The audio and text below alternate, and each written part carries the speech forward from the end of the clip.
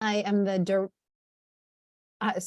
director of the Qualitative and Interpretive Research Institute, which is part of the Cornell Center for Social Sciences. It gives me great pleasure to introduce my colleague, Katherine Sender. Katherine is a professor of communication and feminist gender and sexuality studies here at Cornell. Her research has focused on sexuality and media. She has written 2 fantastic books and edited many others, but her monographs are Business, Not Politics, The Making of the Gay Market, and The Makeover, Reality Television and Reflexive Audiences. In addition to her research, she is also an accomplished documentarian. Her very successful documentaries have explored LGBTQ media representations and are now in their 3rd update, currently in post-production, entitled Beyond the Straight and Narrow, Queer and Transgender Television in the Digital Age. In addition to her research, she has also taught qualitative research methods here in communication at Cornell. I had the opportunity to co-teach it with her, as well as to co-author with her. And I can attest, she is a wonderful teacher of writing, and she is also, as a scholar, incredibly thoughtful and dedicated to the practice of writing.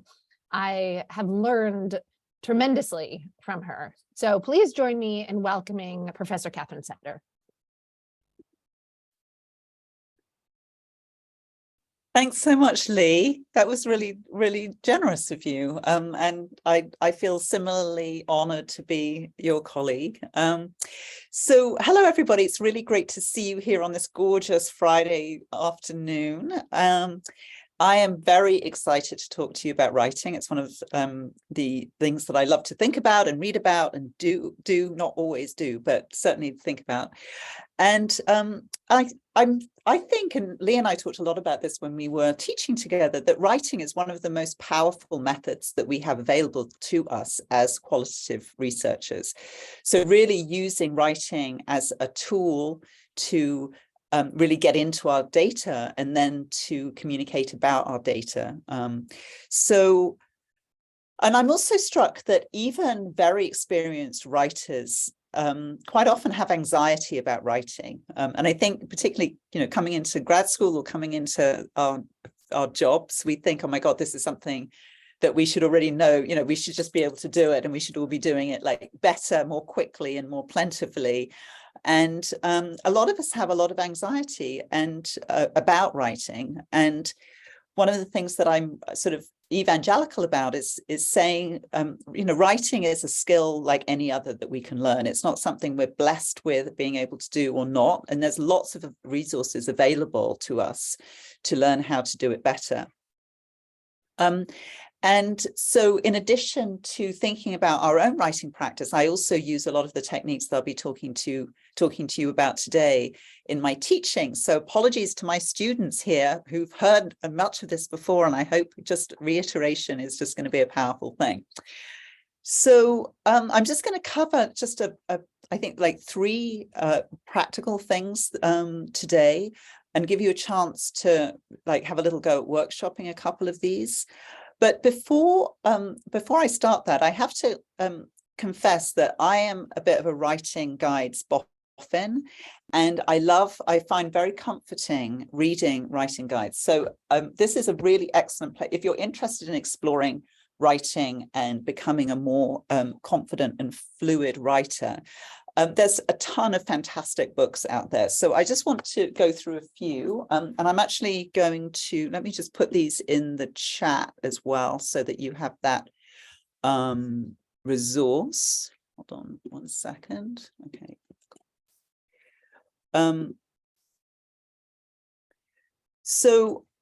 These are some of my favorites.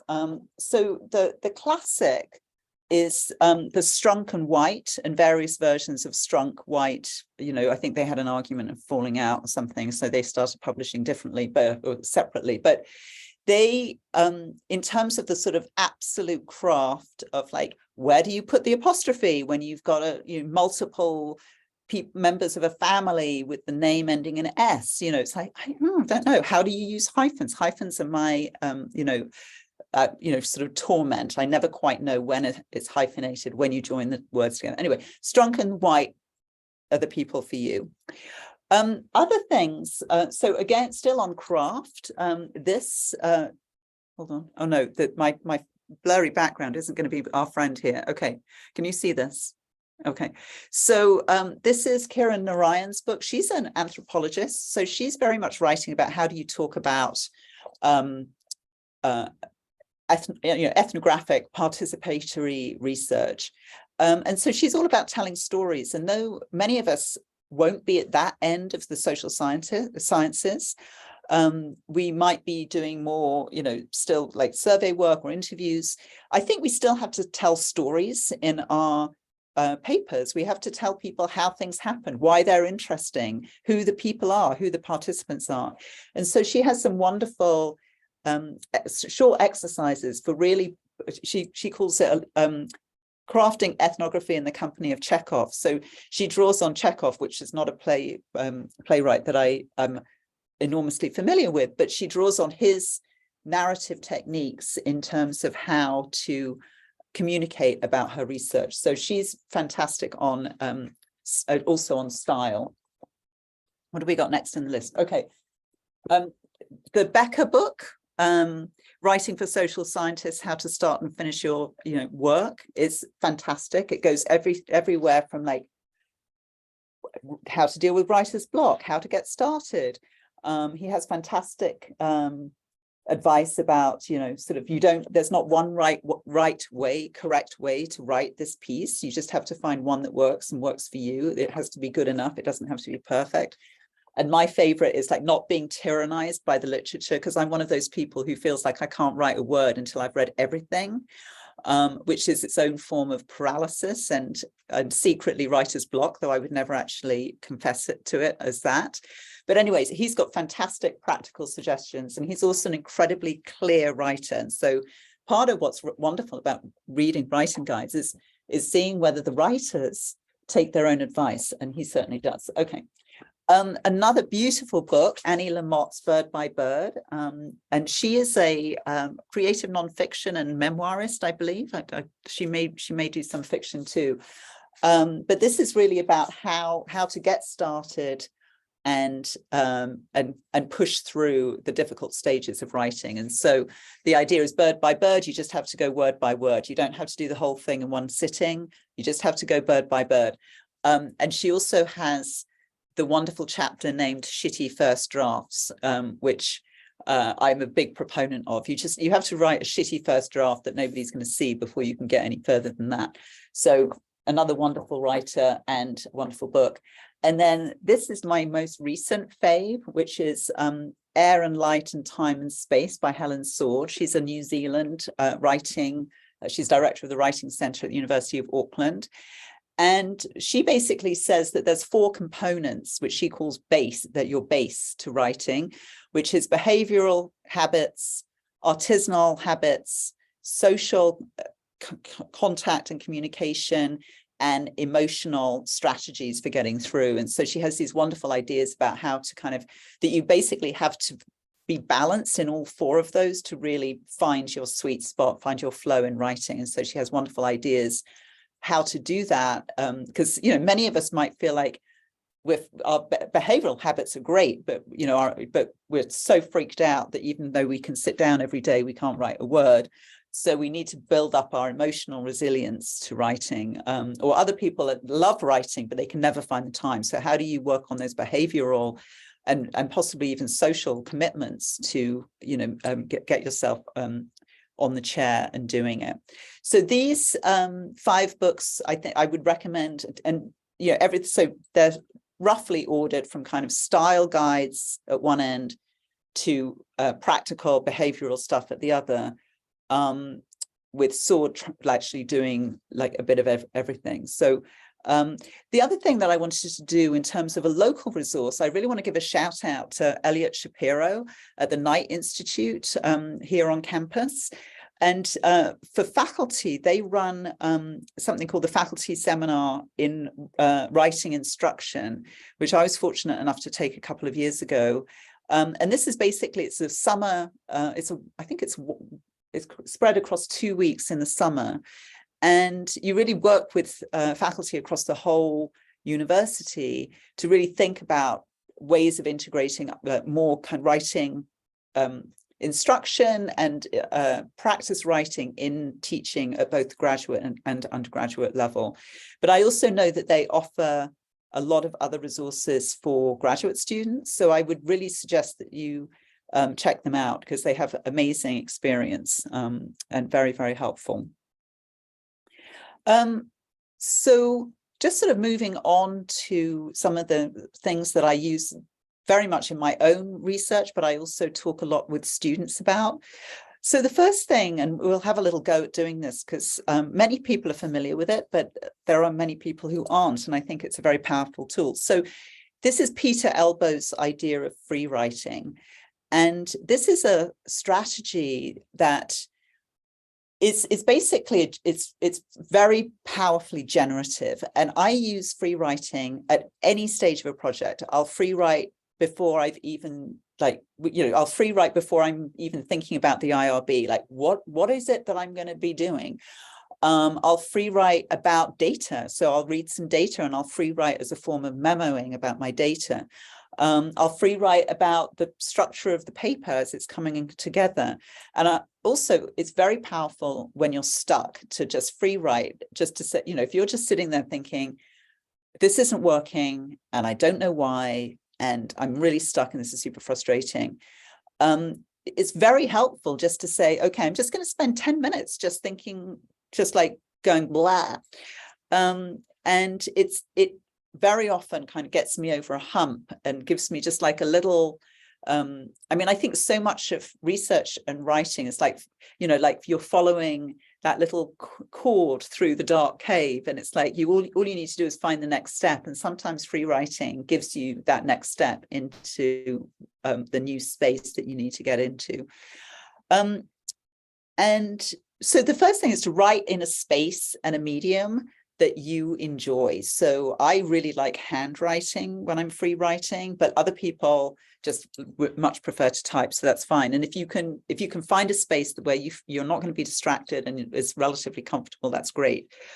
And the rules of free writing are as following. So you dedicate a length of time, and that could be, depends what you have, but it is usually pretty short. So it might be 5 minutes, it might be 15 minutes. And the idea is that you don't do any distractions during that time, that you write continuously, and that you make a deal with yourself that you'll stop when the timer goes off.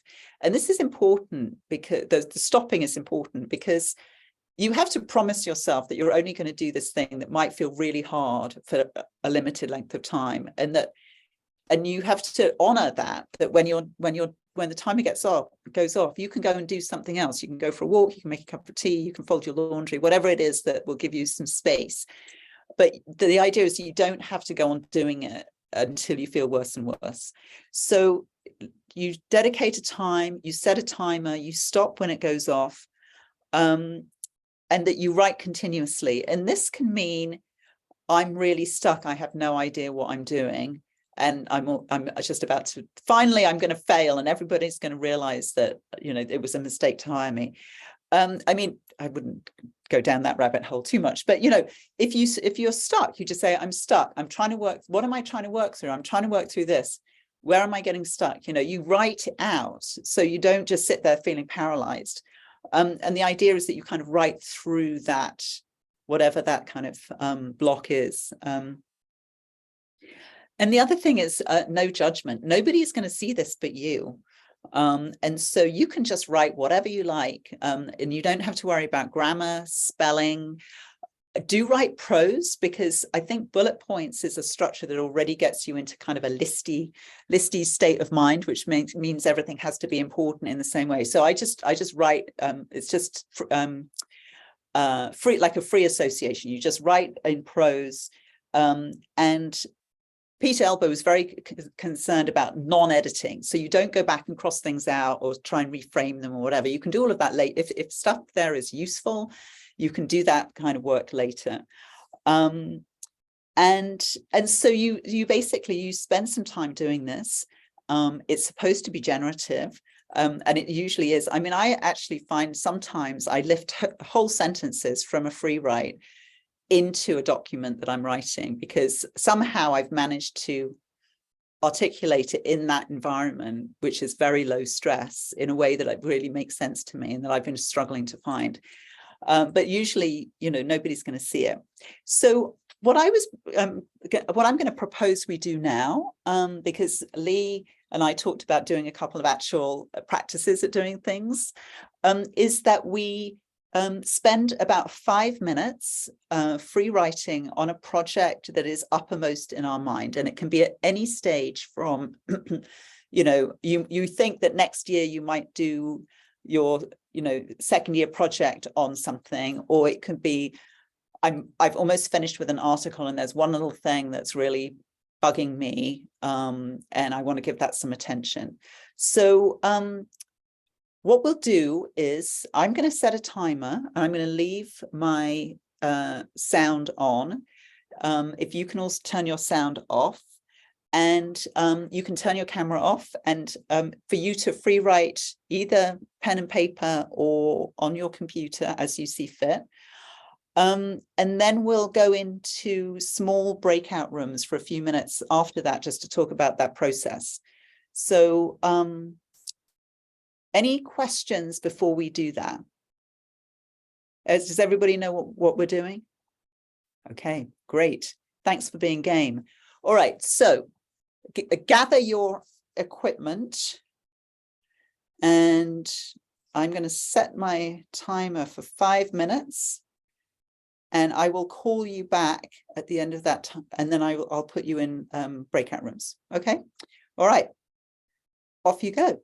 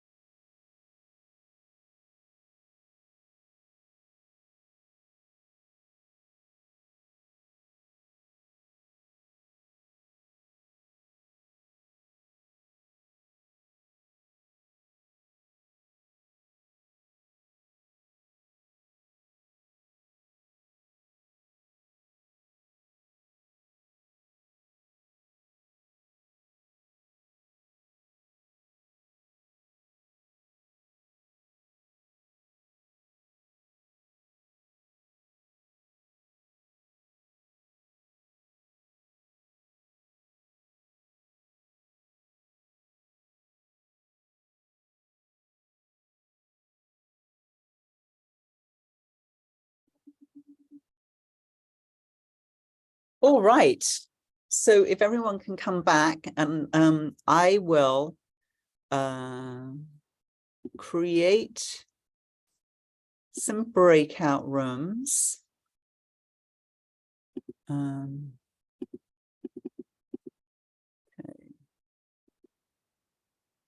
Okay. Here we go. Well, that worked out quite well. All right, if you could accept and jump in your rooms, and we'll come back in about 5 minutes, I think.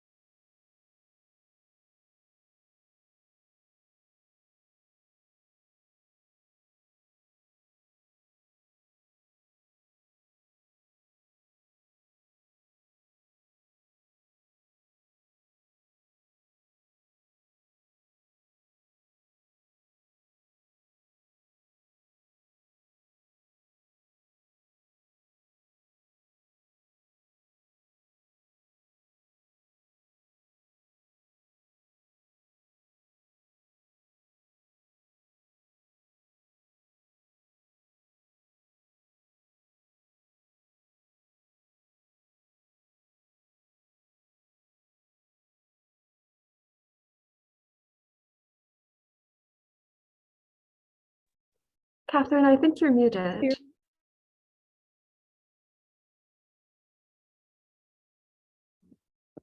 Catherine, we can't quite hear you. Can't hear me at all. I was on. So it sends you into mute when you come back. Okay. So I'm going to start again, which is that I realized that I didn't give you any guidance about what you were supposed to do with that time.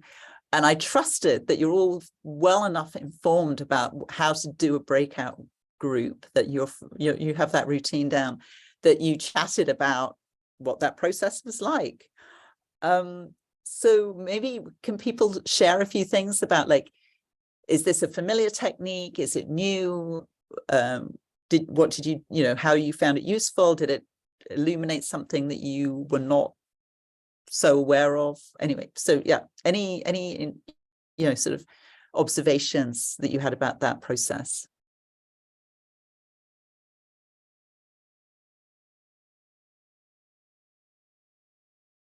Lee. I'll just kick us off. But I was saying that I was supposed to write something and I did not because I got COVID and other things.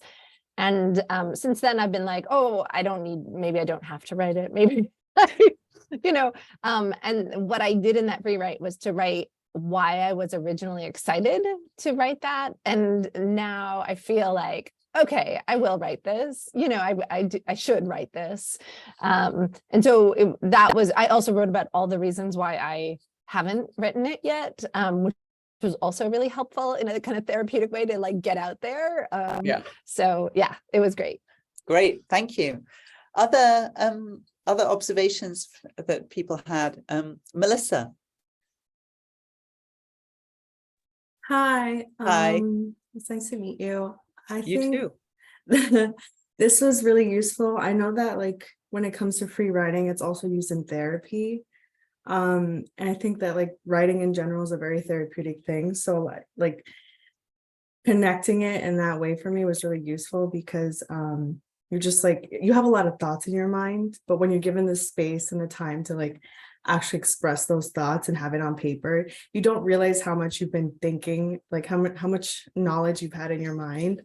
Yeah, I just wanted to share that. Yeah, that's a great observation. And I think the therapy parallel is really useful, because I think often the stuff that we're grappling with can feel like there's like infinite amounts of stuff, you know, and it all just feels overwhelming. And then when, you know, in a relatively short space of time, you can actually get most of it out. And then it's like, oh, okay. So this is actually a manageable thing to face. It's not just like, oh my God, and there's this demon and that demon and then the other demon and the old demons and the new demons. And so that's super helpful. I mean, one of the things that we were talking about in our group is, you know, how to use this during the research process. And one of the things, you know, again, that Lee and I were talking about and were teaching recently when we were teaching our qualitative methods class, is this idea that qualitative research is an iterative process, right? So you don't just, you know, put all of the, you know, all of the data into a, you know, a grinder and grind it up, and out comes the, you know, the results. What we have is a time to recalibrate as we go along, you know, with the whole kind of grounded theory approach, which is to continually review your data and tweak your orientation and maybe your question, you know, if you're doing interviews, your interview protocol, if you're not quite getting what you want, and so on.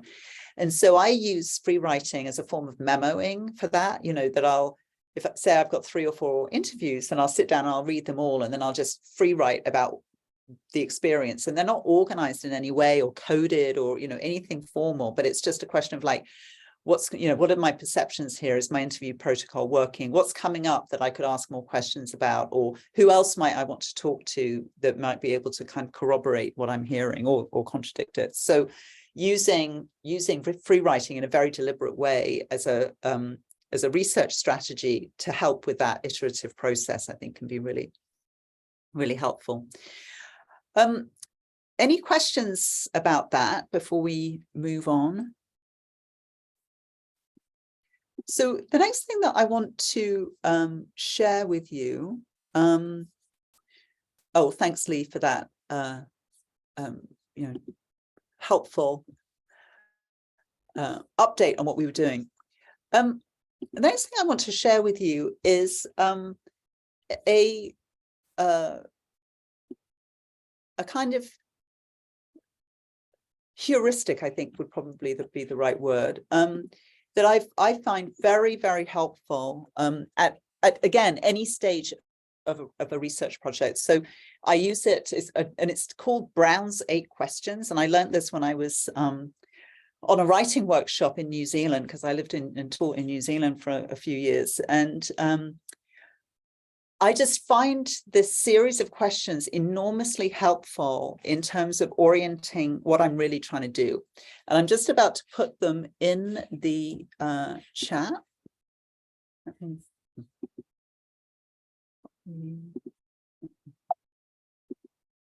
not sure why I'm not able to cut and paste this.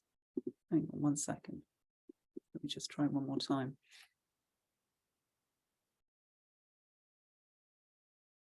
Is there a limit to the number of words you can put in chat? Maggie's saying yes. If it's too long. I don't remember what it is. There is a theoretical. I beg your pardon?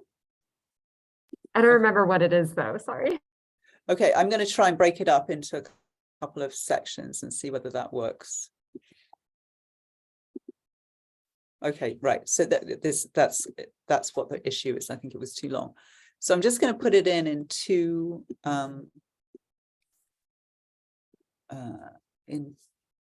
chunks, or maybe three. And if you just start reading the first one in chat, then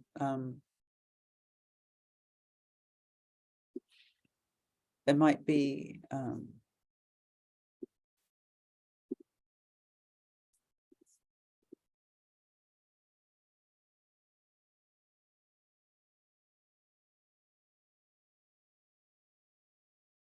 we're missing 5.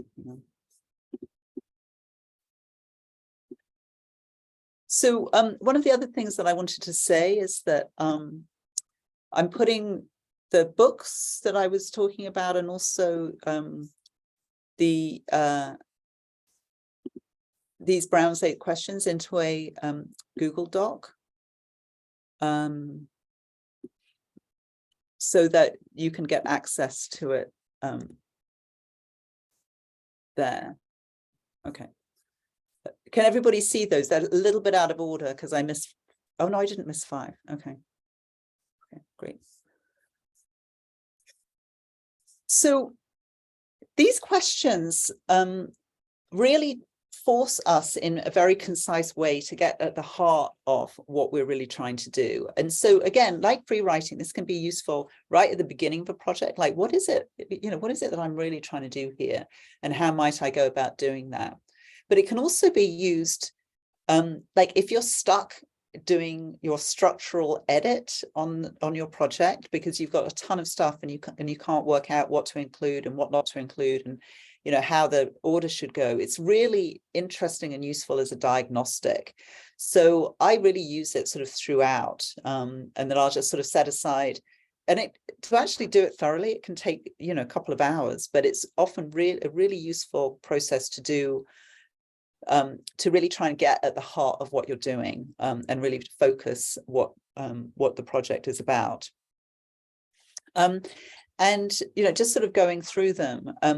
So working title and who the authors are, where you want. So this is very much focused on journal publishing, but it can be you can adapt that to any format. So number 3, anticipated journals or publishers. Could be, it doesn't have to be academic journals. It could be where, you could just think, where am I going to distribute this? Who's going to read this? If it's an op-ed, it's obviously not going to go in a journal. It's going to go in hopefully into a newspaper or on an online site. So really thinking about, what the intended deliverable is, and where that's going to go. And the other thing is the intended readers can be a really helpful way of thinking this through. And I really recommend at this stage that you don't just think about like people in my field or people in my subfield or people at this conference or whatever, but actually like 6 actual people who you imagine, and they may indeed actually be formal or informal reviewers, but actually like 4 to 6 people who you really think about, like, what do they need to know in order to get their head around this project? How do I phrase it? What's my language going to be like? What's my voice going to be like to reach this public? So that's a really helpful question about like how to really think about who's actually at the other end of this communication, that there are actually particular people. And I find that very helpful in terms of like style and voice. The central question, so what is the central question your paper will pose? That can be in the form of kind of formal research questions, or it could be earlier in the process before you've maybe got that far. That could just be a general thing about like, what is it that piques your curiosity about this phenomenon? Like, why are you interested in the first place? So that central question, part A, can become more and more formalized as you go along. And sometimes you may discover that actually what you're really asking wasn't what you thought you were asking. Like later on in the project, and you're writing up and thinking like, why is this not working, and then you suddenly think, oh, I'm not actually interested in X, I'm interested in Y, and all of my actual efforts have been oriented towards Y, and I'm trying to fit it in the X-shaped box, and that's why it's not working. So maybe I do need to actually rethink my research questions and what the project is about, to reflect what I've actually sort of unconsciously been working towards without really knowing it. And that's often a question of sort of theoretical elaboration, like actually what you've done, what you've been able to do is actually move theoretically beyond what you thought you were asking. And so you can actually push that theoretical question further. What's the answer it will provide? Again, that can be any level of generality to specificities. So at the beginning of a project, that's going to be like, I really want to help farmers use, digital technologies in streamlining their processes or something. To at the end of the project, you'll be like, this, farmers use these software products in this way, and these are the strengths and the weaknesses and blah, blah, blah. So you I don't do any work with farmers, by the way. I'm just sort of imagining if I was one of my colleagues, what that might look like.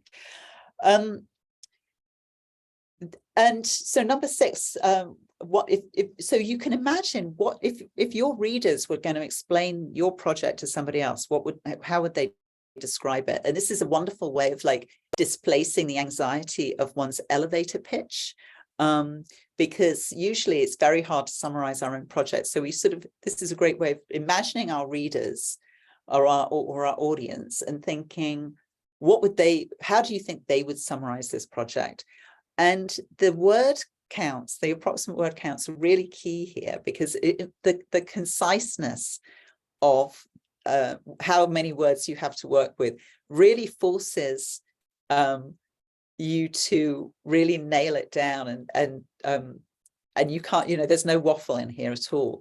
When I was talking with a colleague of ours, Bruce Lewenstein, about this session earlier this week, he said that he does all his thinking through his writing, which I'm inclined to agree with. Like, you have a good idea, but then when you're actually writing, that's when you were forced to work through what you're really trying to say.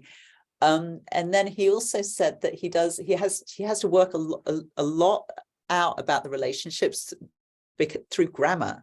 So when you look at your grammar and you're like, why is this a passive sentence? It's because often if you write it as an active sentence, you actually really have to work out the relationships between what's going on between the parts. And that you have to say, well, is that actually really what's happening? Is this the agent that's doing this thing? And so really thinking about writing, and particularly grammar, at that level of granularity is actually really helping you think through what's going on. And so these word counts are part of what kind of holds you accountable to that level of specificity. And then, I won't go through the body of the paper stuff because it's obvious. And then because Robert Brown is a practice-oriented teacher, he's very interested in not just how this is going to work out theoretically, but also in application. And I'm very struck by Cornell and Cal's commitments to engagement and having something useful to do, doing work that has a useful outcome. And so thinking about that, this actually might make a contribution to people's practice, either as teachers or as, people working in different, healthcare environments and so on. So how might this work actually really help change things in beyond the academy? And then the always fun category of what remains unresolved. And this is where you get to write as much as you like. And this might end up being, the kind of fairly classic, the limits of the paper. There's that's a genre in some journals and some areas of research where you always have to say, this is what I wasn't able to do in this time. And these are the questions that are left open. But there's also a good check for you to work out, can I actually resolve more of these before I move forward in this project? Or is it just fine that, this is my project, that's not my project? And to really be clear and also kind to yourself about what the limits, we can't all do everything, and so what the limits are on that. So again, I'll put this, I'll share before the end of the session, I'll share the Google Doc link with you, because this sort of rubric for thinking through these stages of the project, I find incredibly helpful. Any questions about that before we go along?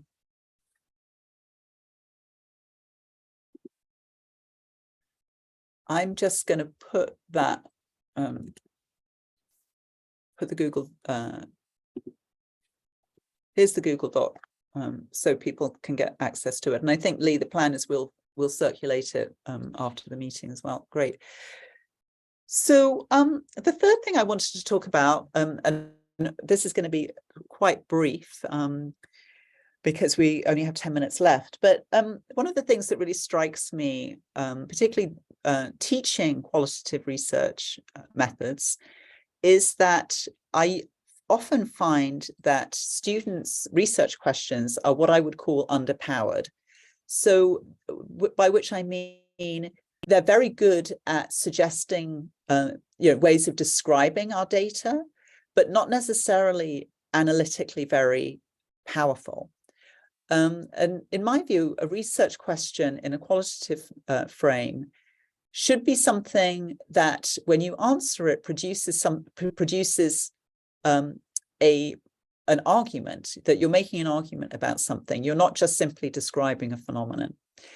And so doing the work of producing really robust research questions early in the project, before you really start getting data, will really help you in the long run work out how to answer them, and how to answer them in a theoretical way rather than just a descriptive way. For instance, so I just made up like 3 questions that might be relevant in my area of communication research that would be descriptive. And so it would be something like, how did the British media represent the Syrian refugee crisis? Okay, so that's gonna, the response to that will be, well, Syrians appeared in this way in these photos, and the story was told in this way in these different news outlets or whatever. But what you're getting is describing the data. You're not getting really at a way of analyzing it. And usually people, by the time people have done lit reviews, they've worked out this, really sophisticated analytic frameworks. And so it's like, you're like building towards this like really powerful way of like kicking off your own project through your lit review. And then the research questions just sort of fall off the cliff.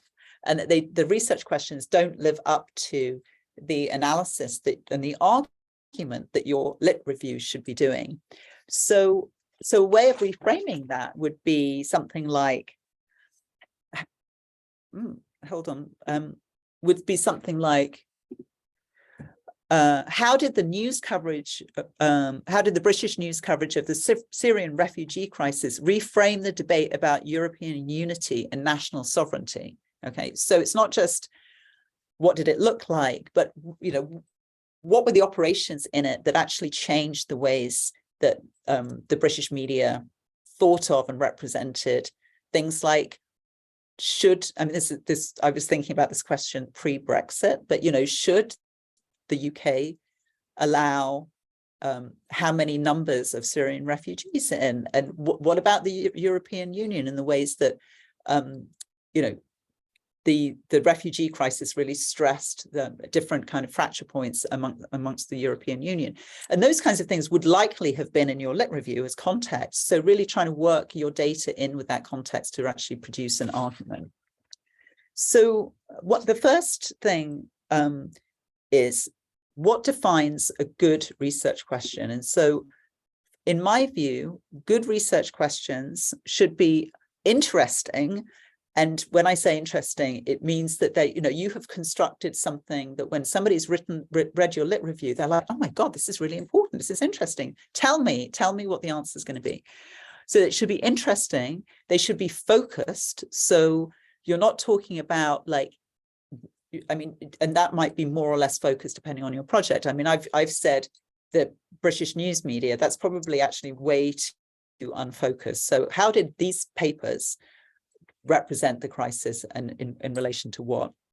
So it should be interesting, they should be focused, they should be answerable. So not something like, how does social media change Canadians' view of the world?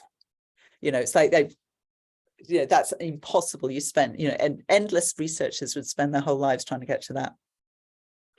And similar to that they should be modest in scale, because anybody who's done any research, qualitative research, knows that you start with something you feel is quite small, and by the time you're getting data on it, it's like, this is absolutely enormous. And so I always promote the idea that the research questions should be modest to start out. You can always expand them. You can always bring in a new case or a new media form or a new platform or whatever.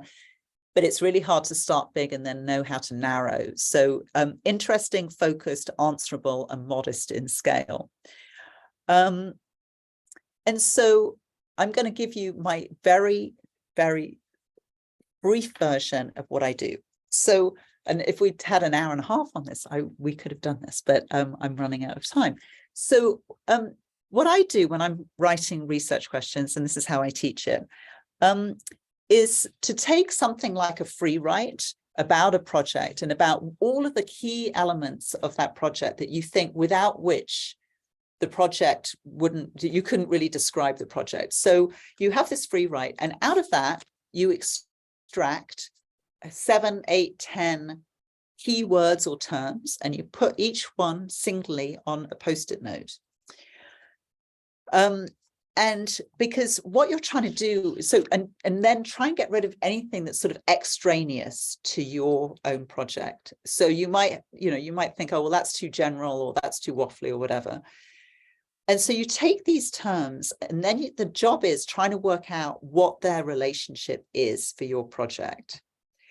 And so you move them around, and this is why it's useful to do it on a post-it note. So you can basically stick them on a wall or on a board or something, and try and work out what their relationships are with each other. What is the agent? What is being influenced? What is having influence upon it? What is the context? What might be the site of your research?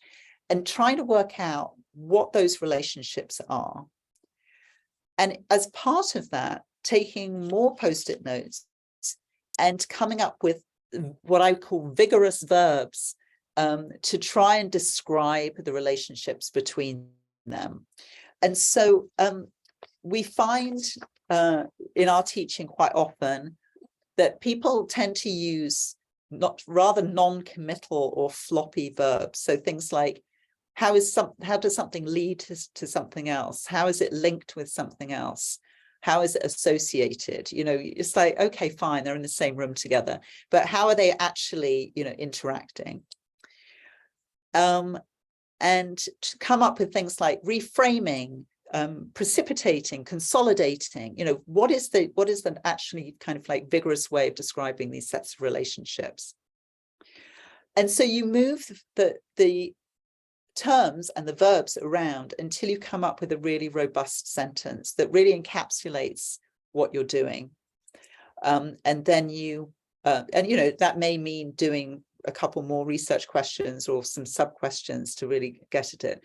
But it's really the idea that we want to name all of the key factors, which we can extrapolate from our lit review and our free writing about that, and then work out a robust set of relationships between them to produce something that's actually answerable. And it's going to be really helpful in focusing your method, your interview protocol, your survey, your field research, and then the writing, because then you can answer that question. You're not groping after the fact for what the bigger theoretical framework might be. Okay, that's my thumbnail sketch of writing research questions. So we've got a couple of minutes left. I'd love to hear if you have questions or observations, or have tried similar or different techniques for research questions, or anything else, actually.